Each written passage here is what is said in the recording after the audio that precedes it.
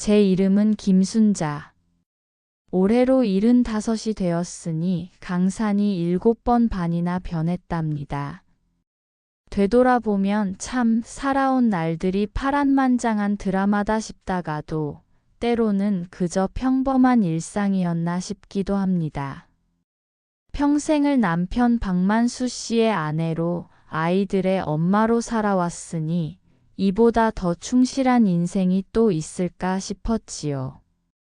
특히 그날은 제 생애 가장 아름다운 날이 될 줄 알았답니다. 우리 부부의 결혼 50주년 이름하여 금혼식. 금혼식이라니 영화 같은 이야기지요? 50년을 한 사람과 해로하다니 이건 자랑을 해도 모자라다 싶었답니다. 젊은 시절 남편은 꽤 괜찮은 남자였습니다. 뚝심 있고 우직해서 한번 마음먹으면 앞뒤 안 가리고 달려드는 저돌적인 면도 있었지요. 그이가 일찍 부모님을 여의고 홀로 자수성가해야 했기에 가끔은 홀로 힘겨워하는 모습도 보였지만 제 눈에는 그마저도 듬직했답니다. 어려운 살림이었지만 서로를 의지하며 셋이나 되는 아이들을 낳고 키워냈지요. 남들 부럽지 않게 번듯하게 키워냈으니 이만하면 제 인생 잘 살았다 싶었지요. 저희는 자식 농사도 잘 지었습니다. 첫째는 대기업 변호사가 되었고, 둘째는 든든한 주부로 살림 꾸려가고, 막내는 사업을 한다고 이리저리 바쁘게 살아갑니다. 손주들도 많지요. 모두가 우리 내외의 든든한 울타리였습니다. 그 울타리 속에서 우리는 세상에 둘도 없는 인꼬 부부, 금실 좋은 노부부로 불렸습니다. 남편은 은퇴 후에도 경로당 회장이다, 봉사단체 임원이다 하며 동네 어르신들의 존경을 한 몸에 받는 덕망 높은 사람이었고요. 저는 그런 그 일을 평생 믿고 또 믿었답니다. 금혼식은 그 모든 삶의 결과이자 축복이었지요. 곱게 단장하고 식장에 들어섰을 때 자식들과 손주들이 모두 모여 축하합니다. 환호하며 박수를 쳐주었습니다. 하얀 드레스를 차려입은 딸아이가 제 곁으로 다가와서는 큼직한 루비 보석이 박힌 목걸이를 걸어주었지요. 어머니, 오늘 정말 여왕 같아요. 너무 아름다우세요. 그 말에 저는 그만 눈시울이 붉어졌습니다. 세상에서 가장 행복한 순간이었지요. 사회자가 우리 부부의 지난 50년을 추억하는 덕담을 이어갔습니다. 두 분은 말 그대로 한평생을 오직 서로만을 바라보며 살아오신 분들입니다. 그 어떤 풍파에도 흔들림 없이 사랑으로 모든 것을 이겨내신 진정한 사랑꾼들이죠. 이제 큼직한 2단 케이크를 자를 차례였지요. 남편과 저 나란히 칼을 잡고 행복하게 웃었습니다. 그 순간이었습니다. 홀 한쪽 문이 스르륵 열리더군요. 저는 그저 늦게 도착한 하객이겠거니 대수롭지 않게 생각했습니다. 그런데 그 사람은 망설임 없이 굳게 다문 입술로 곧장 남편을 향해 걸어왔지 뭡니까? 젊지도 늙지도 않은 50대 중반쯤 되어 보이는 남자였습니다. 그가 우리 테이블 바로 앞까지 다가섰을 때 모두의 시선이 그에게 향했지요. 축제 갔던 식장은 순식간에 싸늘하게 얼어붙었습니다. 그 낯선 남자는 오직 남편만을 똑바로 응시했습니다. 그리고 모두가 숨죽인 순간 그가 우렁찬 목소리로 외쳤습니다. 그 한마디에 제 심장은 발밑으로 쿵 떨어지는 것 같았습니다.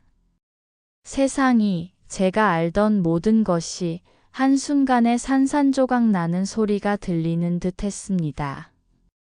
50년간 쌓아온 신뢰가 그렇게 허무하게 무너져 내리는 듯 했습니다. 박만수 씨, 당신을, 아니, 아버지를 찾아왔습니다. 그와 동시에 그는 꼬깃꼬깃한 오래된 사진 한 장과 낡은 봉투를 꺼내 남편 앞에 내밀었습니다. 남편은 그 자리에서 돌처럼 굳어 아무 말도 하지 못했지요. 사진 속에는 젊은 시절 남편의 모습이 있었고, 그 옆에는 너무나 낯선 그러나 어딘가 낯익은 젊은 여인이 환하게 웃고 있었습니다. 그 여인의 팔에는 갓난아이가 안겨 있었고, 저는 알 수 있었습니다. 그 갓난아이가 바로 지금 제 앞에 서 있는 이 남자라는 것을. 제 머릿속은 하얗게 변했고 귀에서는 이명 소리만 가득 울렸습니다. 수군거리는 소리, 웅성거리는 소리, 그리고 자식들의 당황한 목소리가 멀리서 들려왔지만 그 어떤 것도 제게 닿지 않았습니다. 저는 그저 제 두 눈으로 벌어진 이 현실을 도저히 믿을 수 없었을 뿐입니다. 평생을 한치의 의심 없이 믿고 사랑했던 제 남편. 그이가 제게 이런 거대한 거짓말을 숨기고 있었다니. 금혼식은 그날로 엉망이 되고 말았습니다. 더 이상 아무것도 축하할 수 없는 분위기였지요. 낯선 남자는 저와 남편 그리고 모든 가족을 충격에 빠뜨린 채 홀연히 사라졌습니다. 저는 다리에 힘이 풀려 주저앉았고 자식들은 무슨 영문인지 알지 못한 채 서로의 얼굴만 바라볼 뿐이었습니다. 평생 남들에게 보란 듯이 살아온 우리 가족에게 이런 치욕스러운 일이 벌어지다니. 어찌어찌 식장을 빠져나와 집으로 돌아왔을 때 제 머릿속은 온통 하얀 백지 같았습니다. 제 남편은 그저 멍하니 앉아 벽만 바라보고 있었고요. 무엇이 진실인지 물을 용기조차 나지 않았습니다. 그저 저의 믿음이, 제 인생의 절반이 송두리째 흔들리는 고통 속에서 저는 넌나간 채 젊은 시절의 사진첩을 펼쳤습니다. 돌이켜보면 남편에게도 잠시 흔들렸던 시기가 있었던 듯합니다. 50여 년 전 그이가 대기업 신입사원으로 발령받아 혼자 낯선 타지로 떠나갔던 해. 그 시절 저희는 연애 중이었지만 통신이 지금처럼 원활하지 않았으니 편지로나마 겨우 안부를 주고받았지요. 그런데 유독 그 한 해만큼은 남편이 무척 바쁘다며 편지도 뜸했고 좀처럼 만나기가 힘들었습니다. 거의 1년 가까이 저는 홀로 남편을 기다렸습니다. 한밤중에 끙끙 앓는 소리를 내다가 잠꼬대로 낯선 여자 이름을 부르던 밤도 있었습니다. 그때마다 저는 설마하며 애써 외면하고 또 외면했습니다. 일이 힘든가 보다. 나를 너무 사랑하니까 그럴 리 없다. 그렇게 제 자신을 달래며 믿음의 끈을 놓지 않았지요. 하지만 지금 생각해보니 그 모든 것이 다 그날의 참사를 예고하는 복선이었던가 싶어 소름이 돋습니다. 자식들 또한 각자 나름대로 이 엄청난 사태에 반응하기 시작했습니다. 장남은 현실적인 문제부터 걱정했습니다. 아버지, 이게 사실이라면 법적으로 문제가 큽니다. 아버지 재산은 반토막이 날 수도 있어요. 게다가 어머님과 저희가 받을 정신적 피해는 어떻게 하시려고요? 일단 그 남자 어디 사는 누구인지 정확히 알아봐야 합니다. 장남은 이 문제를 어떻게든 해결해야 한다며 마치 자기 회사의 큰 소송을 맡은 변호사처럼 침착하게 대응했습니다. 하지만 그 냉정함이 저에게는 더 큰 상처가 되는 듯 했습니다. 막내는 사업가답게 이 사태가 가져올 파급 효과를 염려했습니다. 아버지, 제발 어떻게 된 건지 말씀 좀 해보세요. 이런 뉴스가 터지면 저희 회사 이미지에 큰 타격이 온다고요. 지금 주가가 간당간당한데 이런 식이면 저희 다 끝장난단 말이에요. 남편의 명예가 땅에 떨어지고 가족이 산산조각날 위기 앞에서 자식들은 각자의 입장에서 절규했습니다. 유일하게 딸아이만이 제 손을 꼭 잡고 울음을 터뜨렸습니다. 엄마, 아버지 정말 그랬을 리 없어요. 아니죠? 말도 안 돼요. 엄마 힘내세요. 제발. 저는 딸아이의 손을 잡고 힘없이 고개를 저을 뿐이었습니다. 남편은 여전히 입을 굳게 다문 채 제 질문에 답해주지 않았습니다. 그의 침묵은 저를 더욱 고통스럽게 만들었습니다. 대체 무슨 일이 있었던 건가요, 만수 씨? 저의 길고 긴 인생 퍼즐 조각들이 제멋대로 흩어져 버린 것 같았습니다. 제가 그토록 믿었던 남편의 삶에 이토록 어두운 비밀이 숨겨져 있었다는 것을 제 나이 75이 되어서야 알게 되다니 저는 배신감에 몸서리쳤습니다. 시간은 흐르지 않는 듯 했습니다. 남편의 침묵이 계속되자 저는 스스로 진실을 찾아 나서기로 결심했습니다.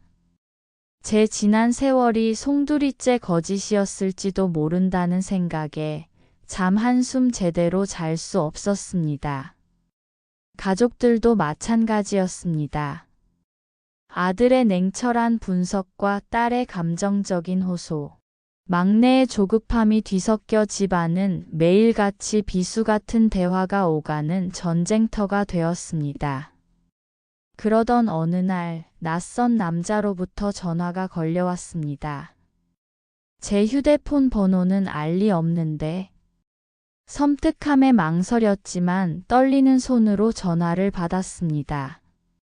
김순자 여사님 되십니까? 저는 박만수 씨의 아들 김영민입니다. 죄송합니다만 잠시 할 말씀이 있습니다. 김영민. 그 남자의 이름이었습니다. 저는 약속 장소로 향했습니다. 두려웠지만 직접 그의 이야기를 듣고 싶었습니다. 작은 찻집에서 마주 앉은 그는 예상보다 훨씬 차분하고 예의 바른 태도였습니다. 저는 사진 속 여인이 누구인지부터 물었습니다. 그는 주저없이 젊은 시절의 이야기를 꺼냈습니다. 제 어머니는 그 당시 아버지 회사에 잠시 계약직으로 근무하셨다고 들었습니다. 젊은 시절 아버지는 어머니에게 깊은 사랑을 느끼셨다고 했습니다. 제가 태어났을 때도 아버지는 저희를 외면하지 않으려 하셨다고. 하지만 워낙 가세가 기울어 당장 저를 돌볼 수 없는 상황이었고 사회적 지위 때문에 결국 어머니 혼자 저를 키우게 되었다고 들었습니다. 그의 목소리에서 저는 알 수 있었습니다. 그 또한 이 출생의 비밀로 인해 평생 아픔을 안고 살아왔다는 것을.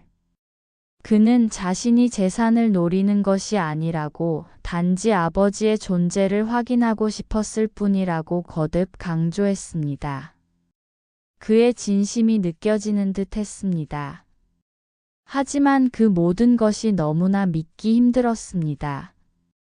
그의 아픈 표정 뒤에 혹시 다른 숨은 뜻이 있는 건 아닐까 저의 의심은 좀처럼 사그라지지 않았습니다. 김영민 씨와의 만남 이후 저는 남편에게 모든 진실을 요구했습니다. 더 이상 침묵은 없었습니다. 모든 것을 다 터뜨릴 작정이었습니다. 제 굳건한 태도와 자식들의 끈질긴 설득 끝에 남편은 결국 입을 열었습니다. 그의 고백은 제 삶을 송두리째 뒤흔드는 것이었습니다. 여보 미안해 정말 미안해 젊은 날 한순간의 실수였어 나는 그 아이의 존재조차 모르고 있었어. 정말 맹세코 우연히 알게 된 그때부터 숨기고 싶었을 뿐 미안하다 정말. 그는 제 눈을 똑바로 쳐다보지 못했습니다. 겨우 뱉어내는 그의 고백은 제가 그토록 믿었던 50년의 시간을 부정하는 것이었습니다. 그는 젊은 시절 타지에 홀로 있을 때 술에 취해 단 한 번의 실수를 저질렀고 그 후 그 여인과 다시 만나지 않았다고 했습니다. 김영민 씨가 태어난 사실조차 한참 후에야 그 여인의 지인을 통해 듣게 되었다고. 하지만 이미 저와 혼인한 상태였고 자신의 앞날이 두려워 그 존재를 숨길 수밖에 없었다고 울먹였습니다. 모든 것은 순간의 나약함과 겁 많은 한 남자의 잘못이었다고. 그의 눈물 섞인 고백을 들으면서도 제 마음은 쉬이 풀리지 않았습니다. 미안하다는 말 한마디로 덮기에는 너무나 큰 배신감에 몸서리쳤습니다. 아이들의 반응은 더욱 싸늘했습니다. 아버지, 그게 말이 됩니까? 평생 저희한테는 올곧은 모습만 보여주시더니 50년을 어머님을 속이고 어떻게 그러실 수 있어요? 도의적인 책임뿐 아니라 법적인 책임도 회피하시려던 거 아닙니까? 결국 김영민 씨는 법원에 친자 확인 소송을 제기했습니다. 그는 재산에는 관심 없다고 했지만 변호사인 장남은 혹시 모를 상황에 대비해야 한다며 철저히 재산을 지킬 준비를 했습니다.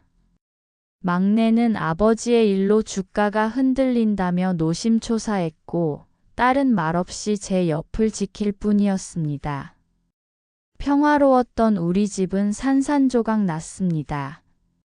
제가 이 모든 것을 감당해야 하는 걸까요? 친자 확인 소송이 진행되는 동안 저는 밤낮으로 잠 못 이루며 고민했습니다.